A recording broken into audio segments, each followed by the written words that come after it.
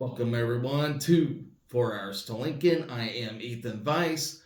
This is what we got on tap today. It is Super Sunday, so I probably won't get a lot of views on this show. I don't know. Might be a little nice uh, preview show before the Super Bowl, whatever. But I got some stuff to go over from yesterday, uh, as well as we got some stuff today and a lot going on next week for your beloved Husker Athletics. It is crossover season, so there is a lot going on. Uh, I said next week ain't busy. That is true through the main work week until we get to Friday, where crossover is crossing over, uh, including baseball season starting. So we got that going for us. So if you like Husker Athletics, don't forget to hit that subscribe button. Leave me a comment down below. Who do you think's going to win the Super Bowl today? I personally don't care because both teams suck. I know a lot of you are Chiefs fans that are Husker fans, so that's okay. Uh, we're all special in our own way. So here we go. Let's talk about Saturday. What we had going on. We got a Saturday recap show right here. And then I will talk about next week's events. I already previewed what's going on today with day 3 of the Flyer Classic for bowling. We got men's tennis against Gonzaga. We previewed that. And let's not forget, it's time to make Caitlin Clark cry today in women's basketball, who tip off at noon. So, with that in mind, let's talk about Saturday. We're going to start with bowling, day 2 of the Flyer Classic. We're going to talk about track and field, Tyson Invitational. We had some athletes do well there. Women's tennis, taking on North Dakota. Softball gets a win against Utah Valley. Men's gymnastics, very tough loss at Michigan. And men's tennis versus taking on Arkansas. Got a close loss there. Almost got our first win against them. Women's gymnastics against Maryland. Tough day there. Women's tennis. Women's tennis taking on Montana. Who's doing very well, by the way. Women's tennis, 6-1 now, I do believe, 6 or 7-1. They only got one loss this season. Men's basketball, nice win against Michigan to wrap up Saturday. So let's start with the bowling tournament first at the Flyer Classic. We are entering the final day, still top seeded, looking for that first tournament victory this season. So, we got a 9-1 record overall in this very tournament with a 10,178 total pinfall. The Huskers opened day 2 with the ranked match against the Maryville Saints, who are number 10 in the country, demanding lanes for both teams. Would prove to be a challenge. Alexis Boucher led the team, tallying a 189 with 4 straight strikes, followed by Kayla Verstrate at 191.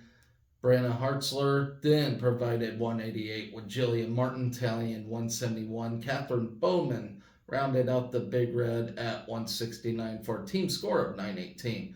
But it wasn't enough as Maryville shot 1,020. Nebraska then faced number 23 McKendree for the second straight ranked match of the day. A lineup change would add Desiree Boucher to the mix in a new leadoff position. The Huskers bounced back hot with 4 out of 5 shooting above 200. A Boucher led the Big Red again with 243. Hartzler followed closely with a 226, while Verstrate shot a 207, and Martin with 210 rounded out the 200s. Boucher closed out the Huskers with a 197 to help Nebraska to a 1,083 to 975 win. Up next, the Big Red faced the tournament host, Lewis, sporting another quad of 4 200s. Martin led the Huskers at 237, and D, Boucher notched a 234. A, Boucher tallied close behind her sister at 219, and Verstraete adding 213 to the total. Hartzler added a 152, and the Huskers secured the 1,055-898 victory and moved to 7-1 on the weekend. In match 4, the Huskers faced the Aurora Spartans. Hartzler bounced back strong, leading the Huskers with a 245, and Martin shot a 226. A. Boucher tallied a 180 with sister D. Boucher close behind at 173. Verstraete added a 161 to the team total for a win over the Spartans for the Big Reds' 8th win of the tournament.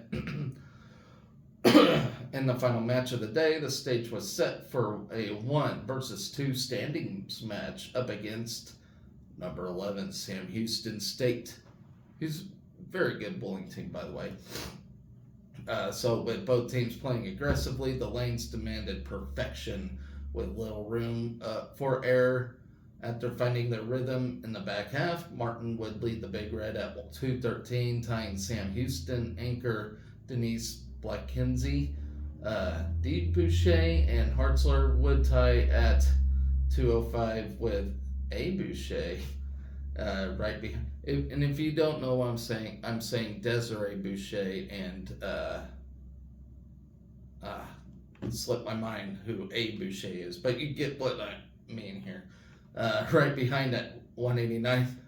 Verstraete tallied a 186 to round out the Huskers for a 998-912 win over the Bearcats and seal up the first place seed. So 4 Huskers earned a top 25 rankings in the individual standings, with 3 being selected on the all-tournament team. Martin earned runner-up honors with a 1,057 total pinfall and 211.40 average. Alexis Boucher placed 6 on the second all-tournament team with 1,030 pinfall, and Brenna Hartzler at 7th with 1,016. Verstraete rounded out the lineup at 25 with a 958 total pinfall. So today, 8:25, which is 10 minutes past the time I'm recording this, we are starting day 3, round 3 of this tournament at 1 seed. We're in the championship bracket to conclude the tournament. We'll compete in 3 matches, best of 4 of 7 Baker games for final placements and awards. So stay up to date. It's on Facebook if any of you are looking to see how our team progresses. We're always live on Facebook, so that's always neat to have that option. So we got bowling out of the way. Let's talk about track and field real quick. Where we performed at the Tyson Invitational in Arkansas. Looks like Schultz breaks a mile record on day 2 of this event. Man, Berglund Schultz is really surprising me. She's going to be a great athlete for us for years to come. She's only a freshman, so buckle your seatbelts for that one. Let's see. So day 2 was marked by a school record, 2 titles, and a trio of all-time marks. So Berglund Schultz ran the women's mile at 4:37.45 to break the school record during her time running the race at the collegiate level. The freshman from Lincoln, Nebraska, pulled ahead in the last stretch to secure the win. So good job by Berlin. In the men's shot put, Kevin Schubert. And by the way, I have family in Schubert, Nebraska. Could he possibly be related to them? Because there are people last name Schubert in Schubert, Nebraska. I think that's really interesting. He is from Omaha, so pretty cool stuff there. So Kevin Schubert brought home a title with a throw of 64, 1 3/4, while Cade Moran took fourth with a 68.5.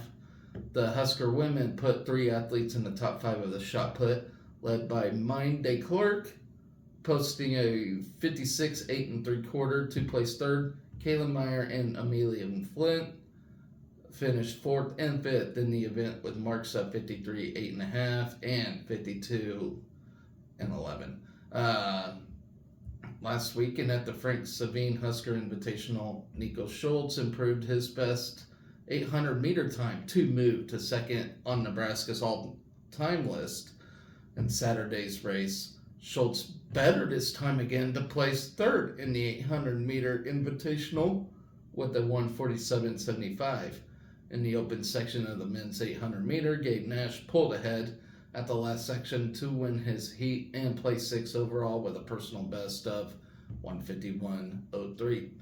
Then we had Terrell Wilson highlighted the men's triple jump with a personal best of 52.6 to place third, putting him at first in the Big Ten, tied for 10th in the NCAA and 9th in school history. Michaela Moore jumped 50 and 10, finishing 5th. Brianna Phipps claimed 3rd in the women's triple jump, leaping 42 feet 6 inches in a quarter. Ashley McElmurray added a 41 3 1/4 to take 7th, while Latavia Brown jumped a season best 40 feet and 11 inches to finish 9th.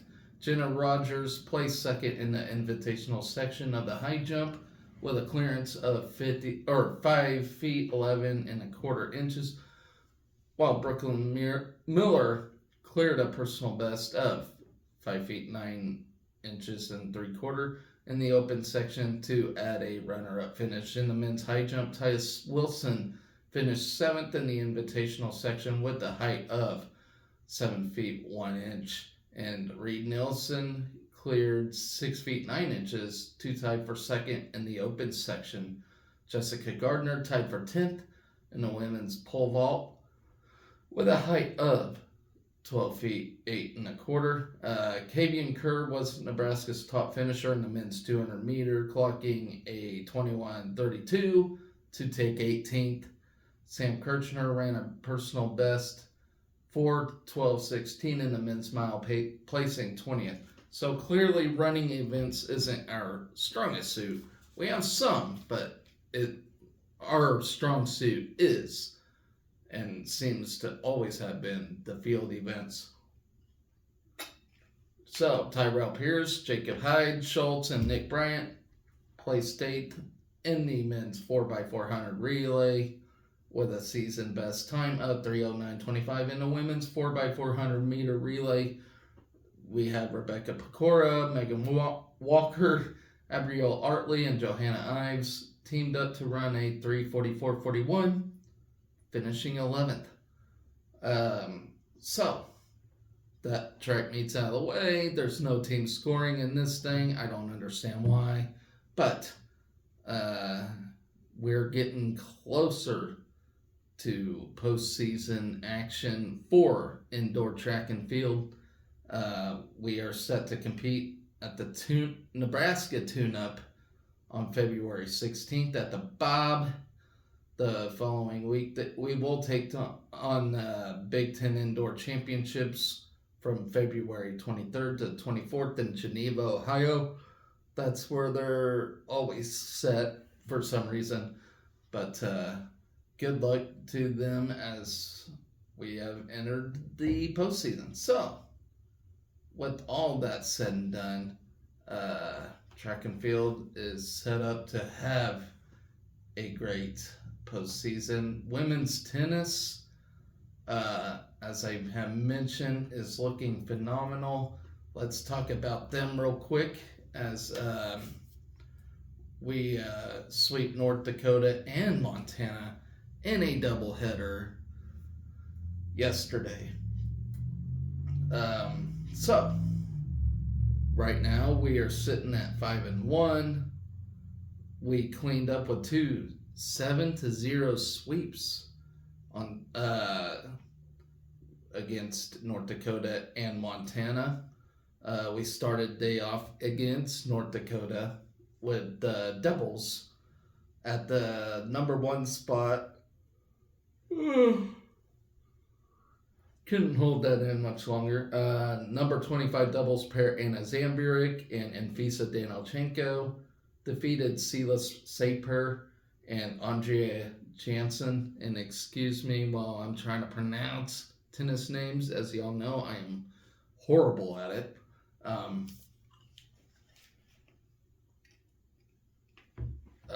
So we defeated them on a match-winning double fault, 6-1. On court 3, Maria Terranova and Jillian Roa secured the doubles point, and the Huskers were up 1-0 going into singles play.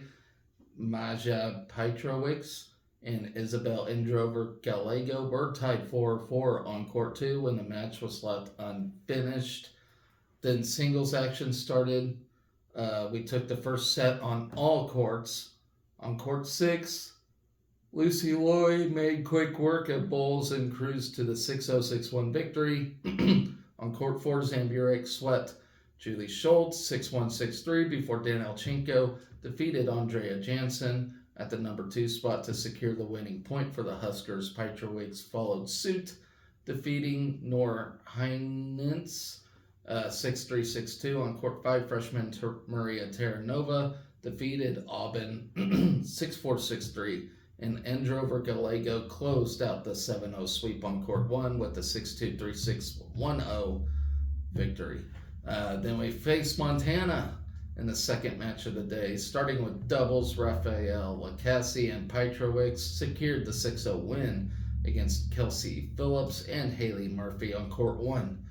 Loy and Endrover Gallego followed suit and snatched a doubles point with the 6-3 win over the Grizz on court 3. Danilchenko and Zamburik were tied 4-4, and the match was left unfinished with the 1-0 lead. The Huskers started singles play. Terranova got the first singles win over Montana's Rosie Sturck on court 6. Androver Gallego grabbed the third point with the 6-0, 6-2 win on court 2. Jillian Roa then defeated Avela Mitkova 6-1, 6-0 on court 6 to seal the win for Nebraska.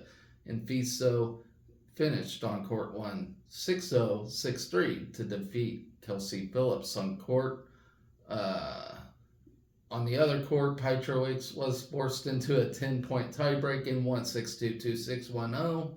On court 4, Zamburik won in straight sets 6-3, 7-6 against Rosie Olivia Oosterbaan to sweep both matches on Saturday and earn the 7-0 victory. So up next for women's tennis, they will take on Creighton here at Nebraska on February 20th at the Dillon Tennis Center. And from there, so congratulations to the women's tennis team, starting out 5-0 this year, having a great year thus far.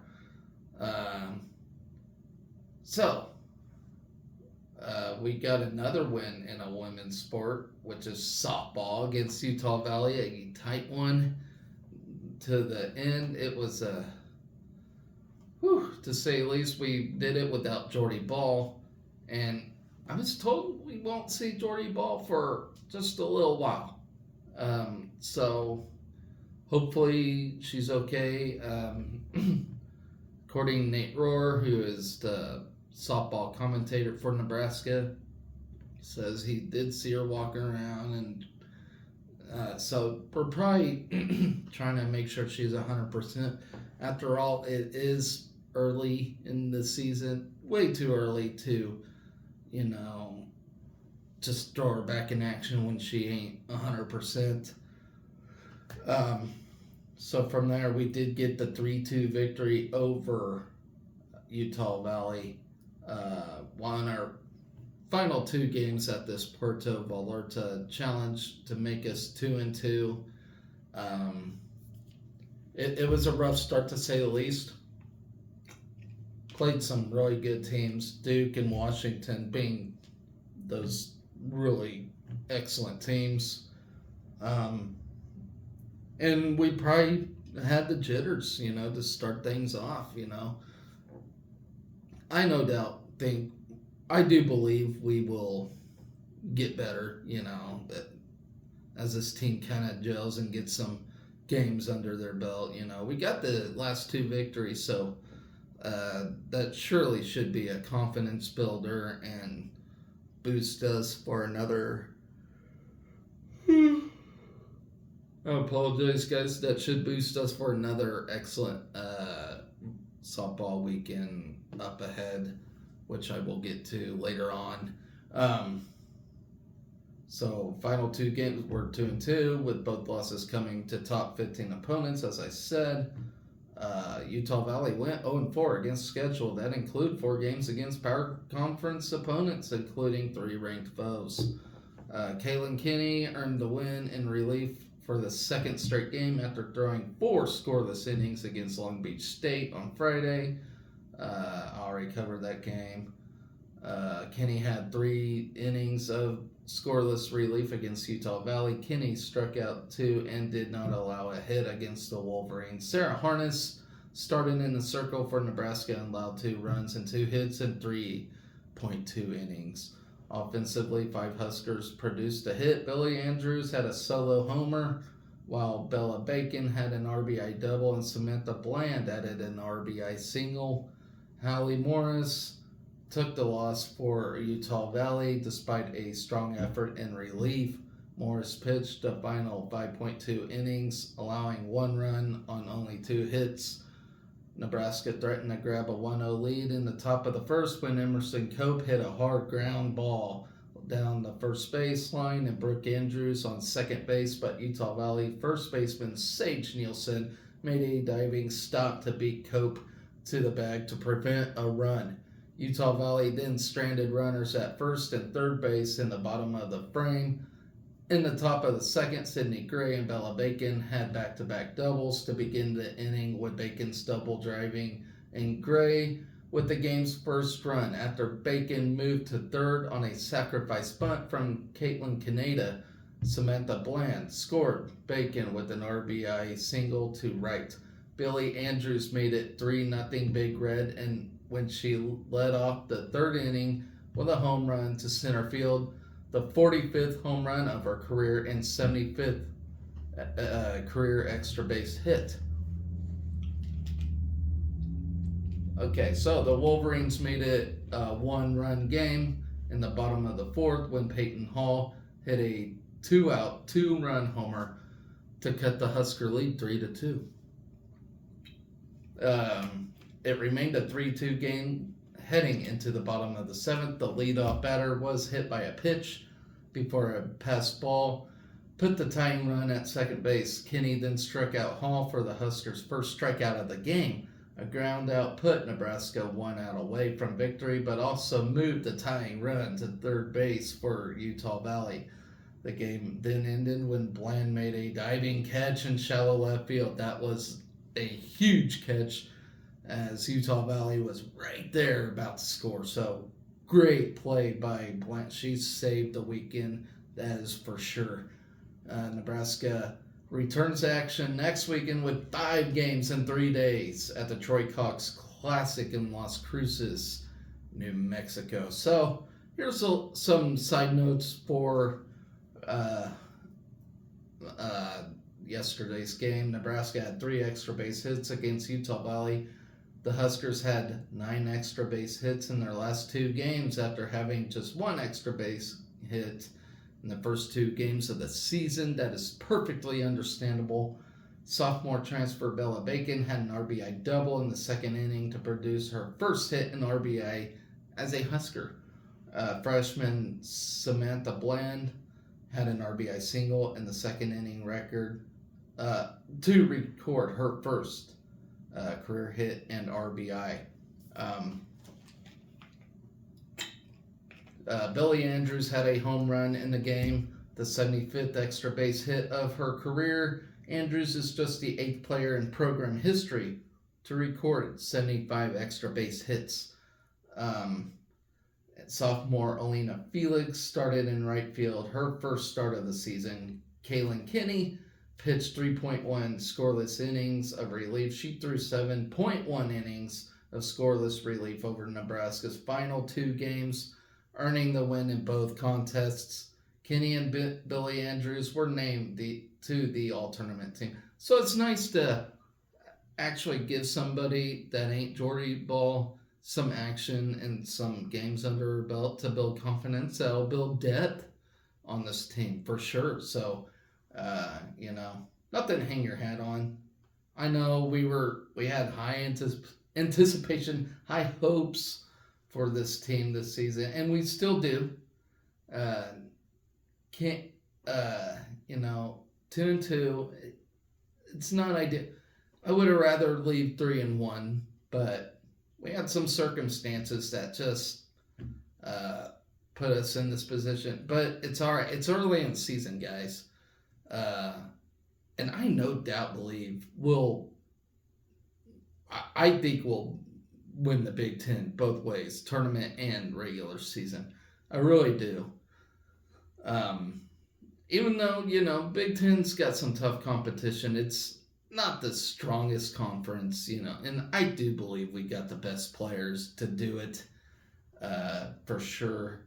So, we do that, and we'll get a decent seed in the NCAA. So, don't hang your hat on this team. Don't hang your head on this team just yet. We got a long season to go. But, yeah, so from there, let's move on to men's gymnastics, as they had a tough loss against Michigan. Number 3 versus number 2, by the way. So it was a top matchup for sure. Top meet or duel, whatever you want to call it, for sure. And it was at Ann Arbor, so understandably so. Michigan will have all the momentum in the world being at home. That's just kind of the way sports has been going all year, Home teams just get a huge advantage over the away teams. It's just insane like that. So we lost, of course, 398 to 407. I know that seems like a huge loss, but no doubt we'll get back on track. The afternoon was highlighted by an impressive career best score of 15, even registered by one of 3 team captains, Zach Titerman, on vault. Titerman just missed the title after Michigan's Paul Judah collected first place with an unusual 15.10. So it's not like we didn't perform well. Michigan just had an unbelievable day on vault. On vault, the squad also managed to match the current team record on the event set back in 2018 for a strong performance of the event for the day. So, starting off on floor, the Huskers began the meet, putting up a score of 67.3 as a team. Toby Lang acted as leadoff for the squad, taking 4th place and tying with teammate Luke James. Nathan York followed scoring a 12-7. Chase Mondi underlined the event, collecting a 2nd place finish for Nebraska. Sam Phillips, one of 3 captains for Nebraska, anchored the event with a solid 13.4. On the pommel horse, one of my favorite events. It's fun to watch. Nebraska collected a combined 63.850 for the team score on pommel horse. Yanni Chronopoulos began the rotation, putting up a score of 12 even. Travis Wong scored a 12.5, while York put up a 12.7. Cooper Giles picked up the momentum after registering a 13.7, claiming second place for the senior. Captain Taylor Christopoulos, impressive athlete by the way, anchored the lineup with a fourth place finish of 12.95. On the rings, Nebraska collectively put up a 65.1 as a team. Chronopoulos led off with a season best score and third place finish. Wong followed with a 13 even. Let's see, I lost where I'm at. While Phillips registered a 13.5 respectively, Asher Cohen scored a 12.4. Chris Heiser capped the rotation with a 12.5. So on the vault, Zach Tiderman highlighted the event after setting a new career best score of 15 even, which is impressive. Just 0.5 behind former Husker Charlie Giles. Impressive score of 15.05 in 2022. The Huskers matched the current team record on the vault set back in 2018, as I had mentioned earlier, at 73.2 in yesterday's competition. Chase Mundy took 6th position, while Alex Natash claimed 4th. James registered a solid 14.15. Christopoulos once again anchored the lineup with a strong 14.7 for Nebraska. On the parallel bars as a team, the Huskers put up a score of 64.7. Toby Lang led off with a 13.25, and Cole Partridge scored a 11.70 respectively. Cohen locked in a 13 even for the squad. Phillips picked up the pace with a strong 14.75. Good for third place. Christopoulos rounded off the rotation at 13. On the high bar, the final event of the competition, we registered a score of 64.7. As a team as a whole, Max Auden led the rotation with a score of 12.3. Partridge earned a score of 12 even. Lang picked up the energy with a solid 13.4. Good for 5th. Tiderman registered a 13.75 on the event, claiming 3rd place overall. Phillips closed out the afternoon with a score of 13.25. So up next for the men's gymnastics team, we will return home to host Army and Greenville in a triangular on the 17th at the Bob. So good luck to the men next week in that. That leaves us with we got 3 more events to go. So men's tennis taking on Arkansas in a pretty tightly contested game. We were looking for our first win against them, but just could not get it done. So let's talk about that real quick. As we fall to 5-3 overall, still not bad. We're playing some good teams here. But we did lose 3-4 to start off doubles play against the Razorbacks. Number 1 duo Anton Shep and Nick Weidenhorn took on Arkansas's Jared Horwood and Melvin Manuel. Court 1 had back and forth games, but the Huskers came out on top. Shep and Weidenhorn winning 7-5. Court 2's Lars Johan and Calvin Mueller were next to finish, clinching the doubles point for the Big Red with their 7-5 win over Gerard Plainellis Ripoll. And as I mentioned, I butcher these tennis names. That is just the nature of the beast. That's probably entertainment in itself on this show. Alan Sal Franco with the doubles point decided number 3 duo Leo Lanquette and Shunya Mariyama left the match unfinished against Connor Smiley and Jacob Sweeney, abandoned at 5-6. I don't understand that. There's always an abandoned match in these things for some reason. I don't know if somebody got hurt or what, but that's just how it went. Recently, ranked at number 113, Anton Shep took an early and dominant lead over Bozo Barun on court 2 to start singles play. Shep took the first set 6-1, but dropped the second 2-6. The number 2 matchup went to a third tiebreak, and Shep walked away with a win after taking a huge rally and a double fault from Arkansas. Shep improved to 7-1 in spring single play with the win. So if we got anything, we got Anton Shep, who is just playing phenomenally. On court 6, Nikolay Sysoev had a massive set comeback from 1-4, winning 5 games straight to take the first set 6-4. Sysoev defeated Razorback Carlo Cajon 6-4, 6-3, securing a singles point for Nebraska.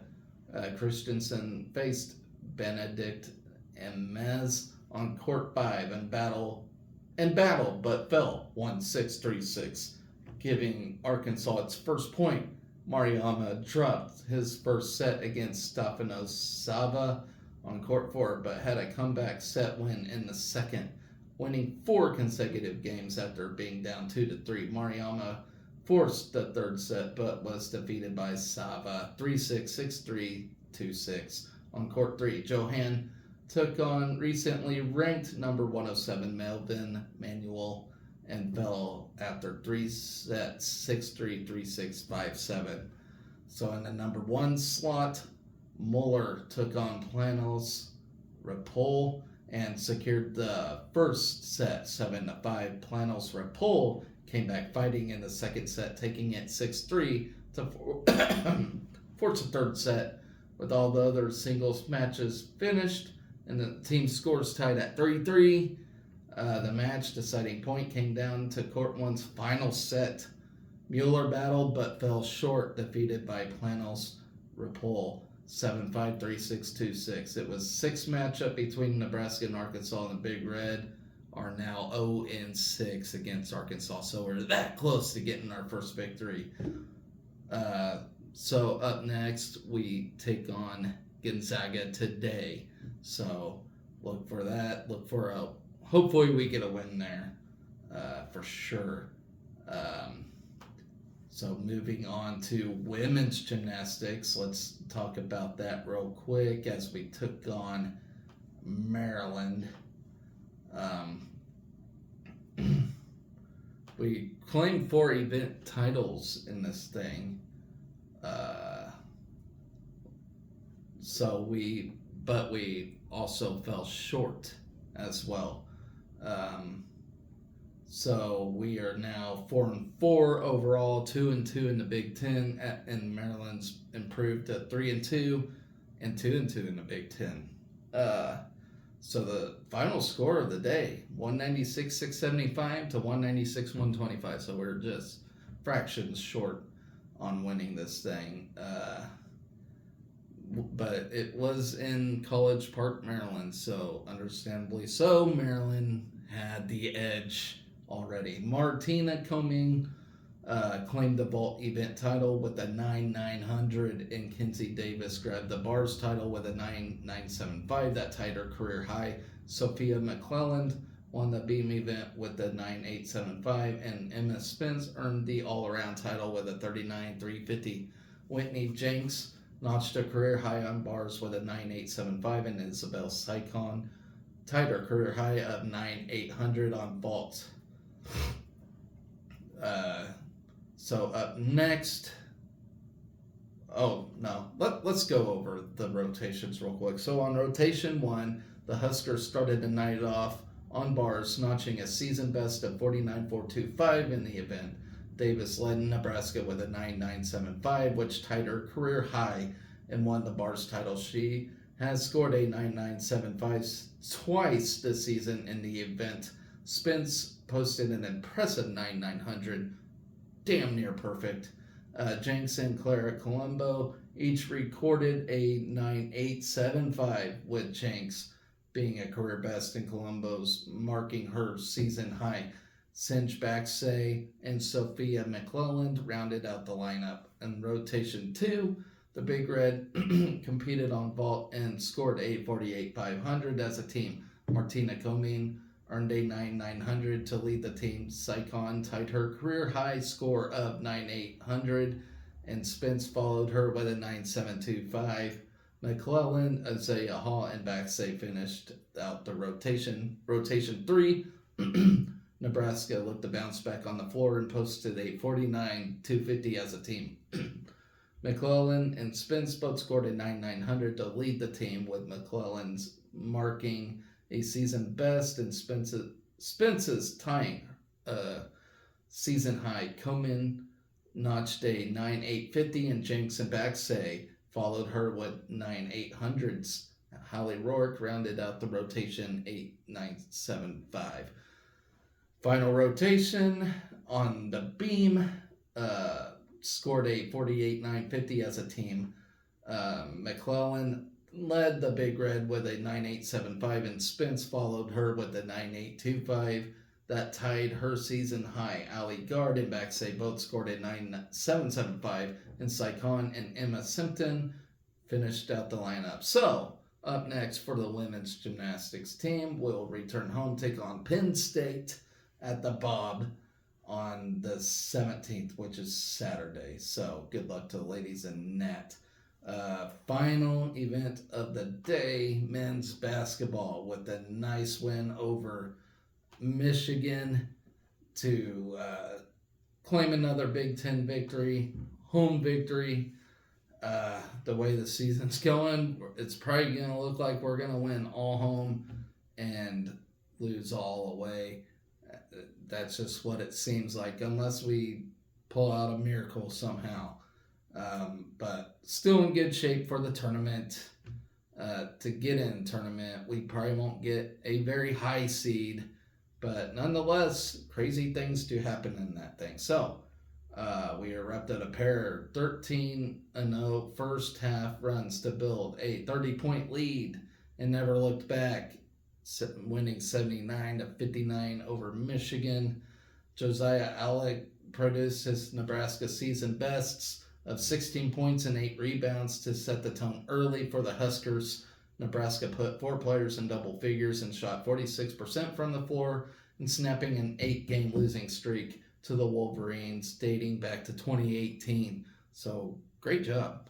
Keisei Tominaga had 19 points, while Bryce Williams and Rick Mast added 12 and 11 points respectively. Mast added 8 assists and 6 rebounds as we enjoyed a 43-39 advantage on the glass and had just 9 turnovers to snap a 2-game losing streak. And in the first half, we shot nearly 50% and had just 1 turnover, building a 45-25 halftime lead.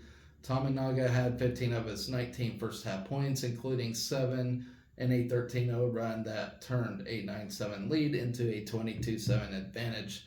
Just 8:40 into the contest, Nebraska continued to extend the lead, running off 13 straight points as part of an 18-3 surge that pushed the lead to 43-13 after a Juwan Gary dunk with 5:31 left before the half.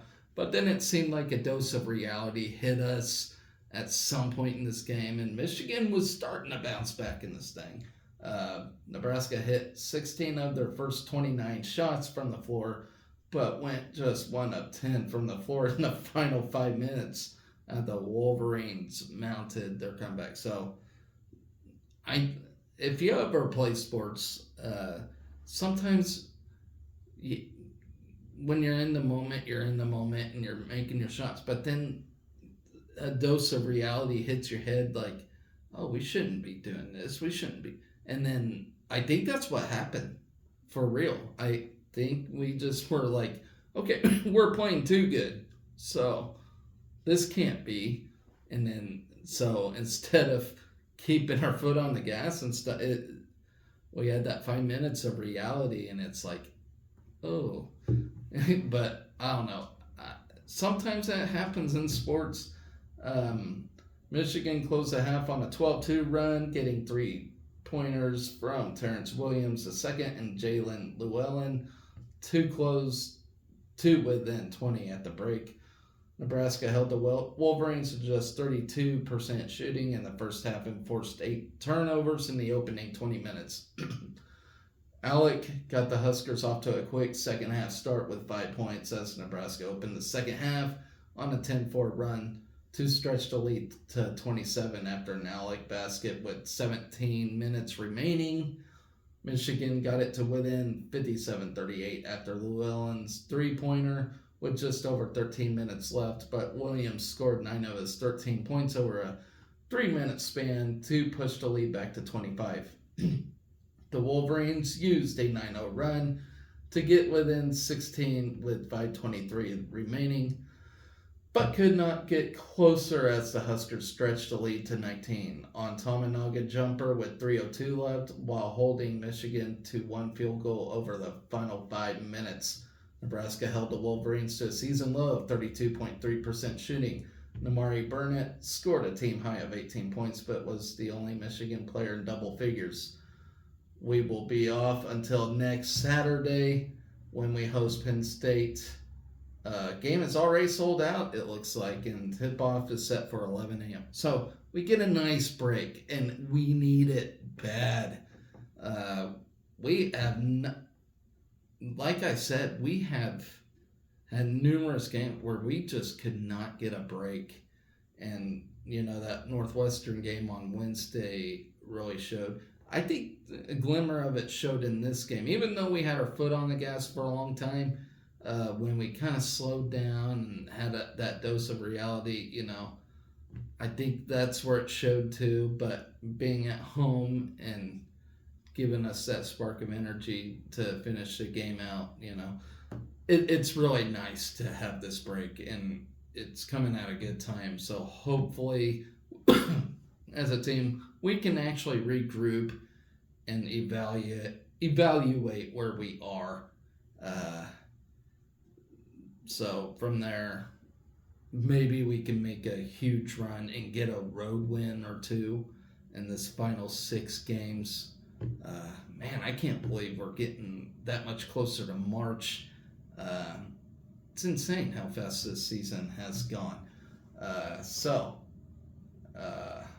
Let's see what happens from here on out. So, as I mentioned today, that wrapped up Saturday. We got a few things going on today. We're day 3 into the Bowling Flyers Classic. Men's tennis will take on Gonzaga. Women's basketball against Iowa at noon. And then we get the Super Bowl. Nothing scheduled during the Super Bowl, obviously. So that'll wrap up the weekend. I will talk about those tomorrow, and hopefully a spring preview. And then that'll be, I think that'll be my only show for the week, as I got a busy week ahead for myself. So expect a show tomorrow, but for most of the week, I will probably be absent, just so you're all aware. Just got stuff going on that needs took care of. So with that, guys, let's go over next week. We got a lot going on. I'm not going to preview every little thing at the moment, but is what's on tap. So Monday and Tuesday, we got nothing. Wednesday, however, women's basketball will take on Ohio State. It'll be at Ohio State. Then on Friday, on through Sunday, bowling will be at the Midwinter Invitational. Staying up with Friday, there's a lot going on Friday. Baseball will take on Baylor, so opening game for baseball, and we always I can't remember if that's at or Baylor or home. I would think it's at, but we never start out at home. Let me take a look real quick. I might have made an error on my part on that. It'll be at Baylor. So I figured so. We never start at home, not in February. Then on Friday, track and field has their tune-up. Softball plays a doubleheader against New Mexico State. That'll be on Friday. Then on Saturday, to start off a very, very busy weekend, Rifle will be at Ohio State for their NCAA qualifier. Men's basketball will take on Penn State at home. Softball at home or at taking on Montana State at the Troy Cox Classic. Men's tennis at Oregon. Men's gymnastics versus Army and Greenville, so they have a triangular there. Softball, continuing the Troy Cox Classic, will take on Sacramento State. Women's basketball at Purdue. Baseball will take on number 21 Texas Tech. Men's golf will be in Florida at the Gator. That'll go on for 2 days, Saturday and Sunday. Women's gymnastics on Saturday, taking on Penn State. Then moving on to Sunday's events, women's golf at the Sun Coast Invitational. That'll be Sunday and Monday. Softball will continue on, play their second game against Sacramento State at the Troy Cox Classic. Baseball will take on OU on Sunday. That'll be an old rivalry. And then wrestling will finish the weekend off against a duel at Penn State. That, as I have mentioned before, that's going to be a very tough one indeed. Very worried about that one. I'll hope Ridge Lubbock at least gets a win, but yeah, in order to win that one, you got to have major upsets all around the board, and I just don't see that happening at Penn State. You saw how they wrestled Iowa. Like, this is a very, very good Penn State team, so I will get in depth on that later on this week. As I mentioned, I'll have a show tomorrow. Try to preview spring, and then for the rest of the week, I will not be able to break down everything as I have some family coming over. There's some house projects going on. So I will probably try to get back to it in the weekend, depending on everything. So it's a questionable week show-wise, but indeed a very busy weekend up ahead. So if you like the show, leave me a like. Give me a Go Big Red in the comments. And don't forget to smash that subscribe button. I know these shows are long, but I go over everything that Husker Athletics got to offer daily almost. Especially with the spring-winter crossover, it gets very, very busy. So I do my best to try to update everybody on all the happenings. So with that, guys, I try to keep this thing under an hour. It's not always possible, but there's a lot going on. So always remember, everybody, to be excellent to each other. Go Big Red.